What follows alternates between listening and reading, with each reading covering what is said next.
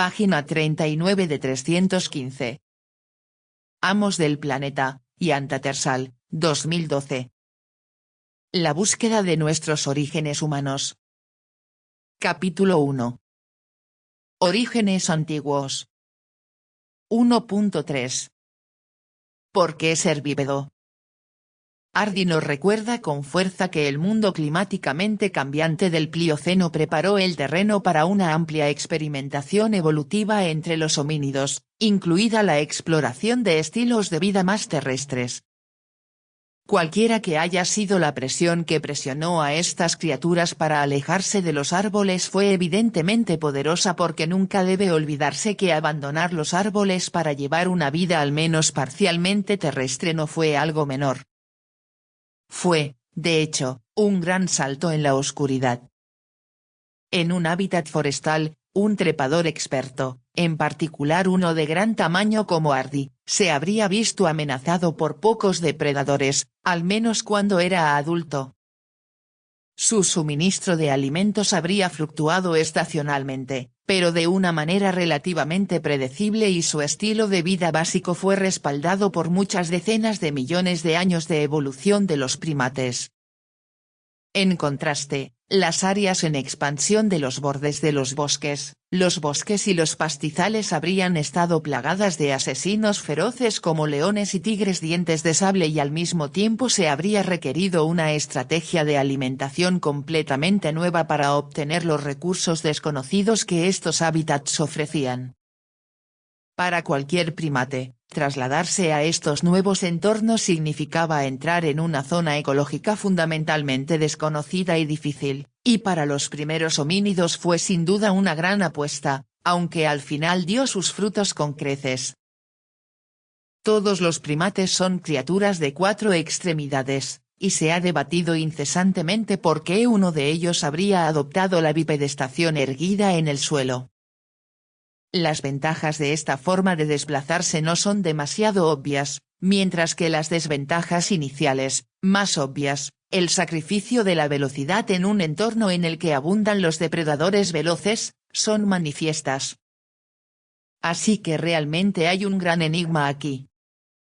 Siguiendo el enfoque habitual para reconocer a los primeros homínidos, los paleoantropólogos suelen formular la pregunta, ¿por qué la bipedalidad? En términos de un beneficio clave conferido por esta inusual forma de locomoción, ya sea en forma de alguna ventaja otorgada por el estilo locomotor en sí, o de algún beneficio derivado. Las especulaciones sobre cuál podría haber sido este beneficio en particular son abundantes, sobre todo porque la bipedalidad abrió una serie de oportunidades únicas para los homínidos. Las formas en que los humanos han capitalizado esas oportunidades han llamado la atención de los paleoantropólogos desde los primeros días de su ciencia. Ya a mediados del siglo XIX, Charles Darwin asoció la bipedalidad homínida con la liberación de las manos para modificar objetos y fabricar herramientas, una propuesta que luego se amplió al agregar la capacidad de transportar cosas, incluida la comida, a largas distancias. Lamentablemente para la conjetura original, al menos, ahora se sabe que los homínidos eran bípedos mucho antes de que comenzaran a fabricar herramientas. La variedad de otras ventajas especulativas de moverse erguido sobre el suelo es poco menos que asombrosa. En un extremo, se ha considerado una cuestión de energía, y los científicos han dedicado enormes esfuerzos a descubrir cuánta energía utilizan los homínidos terrestres cuando se mueven en cuadrúpedo y sobre 2 piernas. Como era de esperar, la respuesta no es sencilla. Todo depende de la velocidad a la que vayas, de si caminas o corres, de lo accidentado que sea el terreno y de cómo estés construido y muevas tus extremidades. En términos de energía utilizada por unidad de distancia, está claro que los humanos modernos son más eficientes caminando que corriendo, y se ha calculado que, en promedio, los costos humanos de correr son más altos que para el cuadrúpedo promedio, mientras que los costos de caminar son más bajos.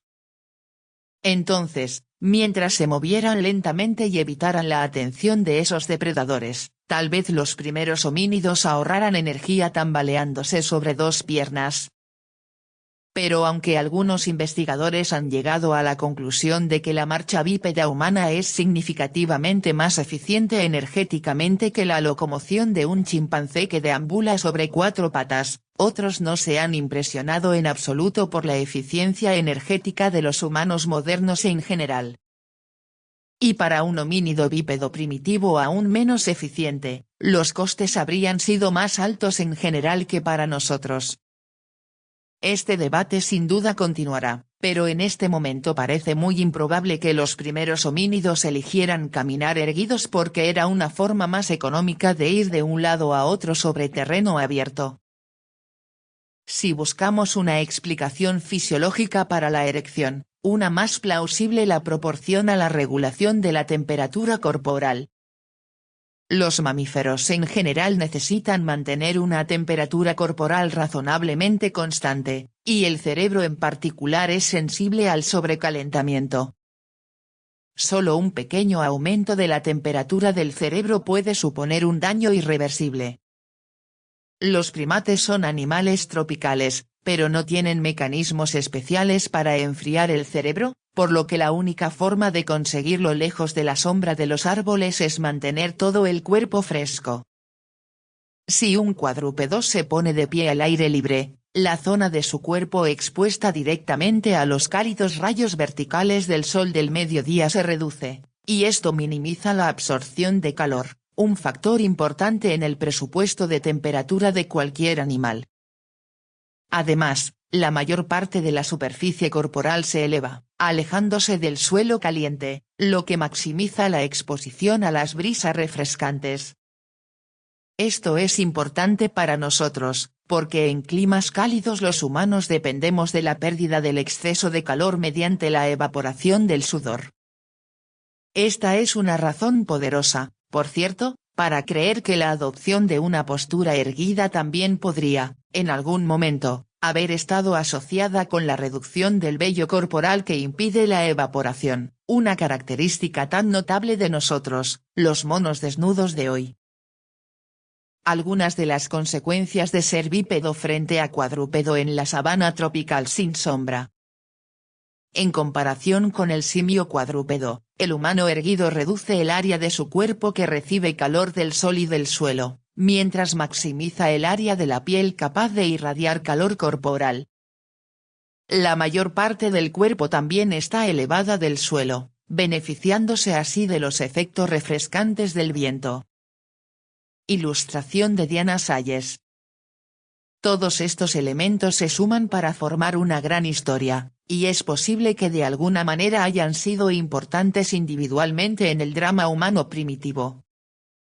Pero como explicación de la adopción de la bipedalidad, esta hermosa teoría se ve, por desgracia, destruida por un hecho inconveniente: los fósiles de homínidos primitivos se asocian generalmente con condiciones boscosas o al menos boscosas, lo que indica que la bipedalidad se adoptó mucho antes de que se abandonara por completo el refugio de los árboles. La misma observación, por cierto, también descarta la idea, antaño popular, de que los homínidos originalmente se erguían para ver más lejos por encima de las hierbas de la sabana, y así podían detectar a los depredadores en el horizonte con mayor eficacia. Cuando uno va hoy a las llanuras del Serengeti, para la mayoría de nosotros, la visión por excelencia de África, no puede evitar sentirse sobrecogido por las enormes extensiones abiertas de pastizales y por esos panoramas que parecen continuar hasta el infinito bajo los cielos azules cubiertos de nubes de algodón. Pero en el Plioceno, los hábitats eran típicamente más cerrados y las sabanas al estilo del Serengeti eran más bien algo del futuro lejano. En vista de esto, algunos paleoantropólogos han sugerido que estar de pie permite alcanzar más alto para coger frutos de los árboles de la sabana, como se ha observado que hacen los chimpancés que viven en campo abierto, y han citado esto como un posible incentivo para que los primeros homínidos se movieran erguidos. Pero entonces, ¿cómo los chimpancés cuadrúpedos también pueden hacer esto? es obvio que no es necesario ser bípedo a tiempo completo para aprovechar la capacidad facultativa de estar de pie. Sin embargo, los posibles beneficios de estar erguido no se limitan a la fisiología y a ser efectivamente más alto, también un posible elemento disuasorio para los depredadores. Caminar erguido se ha correlacionado con ciertas formas de comportamiento social. Una sugerencia reciente, que se remonta en algunos aspectos a la observación original de Darwin, implica la monogamia. Según este cálculo, los primeros homínidos bípedos machos podían desplazarse a lo largo y ancho del planeta en busca de alimento que luego podían llevar a sus parejas, que estaban atadas a áreas locales por la carga de su descendencia mutua, aunque también se ha argumentado que la bipedalidad facilitaba el transporte de los bebés. La bipedalidad masculina permitía exhibir sus genitales para mantener atraídas a las hembras mientras que, al mismo tiempo, al ocultar sus genitales entre los muslos, la bipedalidad femenina ocultaba la ovulación, de modo que los machos necesitaban estar continuamente atentos a sus parejas, reforzando su fidelidad. Bueno, tal vez, pero entre los primates monógamos, los dos sexos suelen ser similares en tamaño corporal, mientras que hay buenas razones para creer que las hembras de los primeros homínidos eran significativamente más pequeñas que los machos. La lista de posibles ventajas clave, y de objeciones a ellas, podría continuar, pero alargarlo aquí sería perder el punto, ya que lo más importante que hay que tener en cuenta cuando uno se pregunta por qué los homínidos se pusieron de pie por primera vez es que, una vez que se ha adoptado la bipedestación, todas sus ventajas potenciales están ahí y también todas sus desventajas.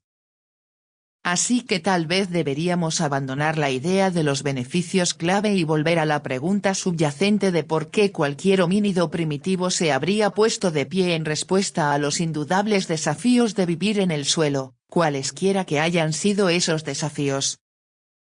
Y la única respuesta plausible a esta pregunta es que los primeros homínidos que pasaron una cantidad significativa de tiempo en el suelo ya se sentían más cómodos de pie y moviéndose erguidos.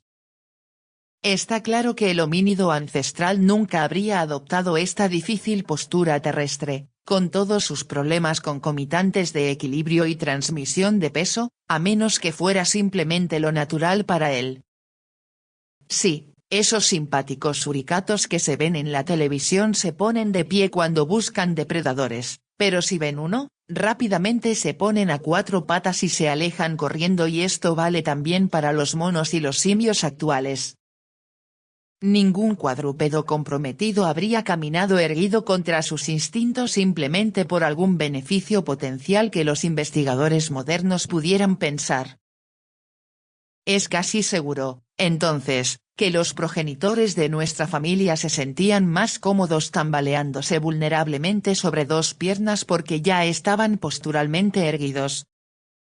Presumiblemente descendían de un linaje de simios homínidos que habitualmente mantenían el tronco erguido cuando se desplazaban por los árboles, tal como evidentemente lo habían hecho también los remotamente emparentados Pierolapithecus y Oreopithecus. Esta postura ciertamente habría tenido sentido para criaturas que eran bastante pesadas para vivir en los árboles. Tales animales se habrían beneficiado desproporcionadamente de la capacidad de suspenderse eficientemente de los brazos en las pequeñas ramas periféricas de los árboles, donde se encuentra la mayor parte de la fruta.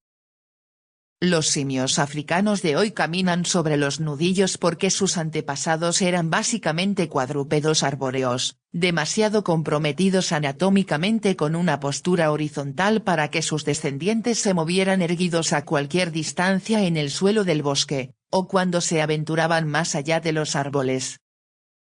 Para los primeros homínidos, la realidad debe haber sido la opuesta: moverse cuadrúpedamente en el suelo les resultaba incómodo.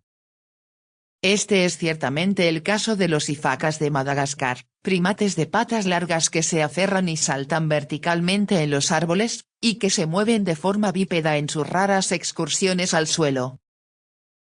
Por lo tanto, como escaladores de gran tamaño, Tiene mucho sentido que los precursores homínidos mantuvieran sus trompas erguidas cuando se movían y buscaban comida en los árboles. Los orangutanes suspensivos, que tienden a mantener sus cuerpos erguidos en los árboles, son en realidad buenos bípedos en el suelo, por lo que tal vez sea legítimo imaginar a nuestros ancestros remotos, al menos en su forma corporal, como orangutanes, pero más. Sea como fuere, la transición de habitante de los árboles a bípedo terrestre a tiempo parcial debe haber sido difícil, ya que un escalador encontrará un pie que le sirva de agarre en el suelo. Lo más probable es que el ancestro homínido perdiera este tipo de pie rápidamente una vez que se aventuró al suelo. Pero sigue siendo un misterio cómo y en qué contexto preciso se adquirió exactamente el pie terrestre en línea recta. Este déficit en nuestro conocimiento es enormemente desafortunado porque, dado que todo lo que sucedió después dependió de la fatídica transición de los árboles al suelo del bosque, nos enfrenta a uno de los misterios más fundamentales de toda la paleoantropología. Página 45.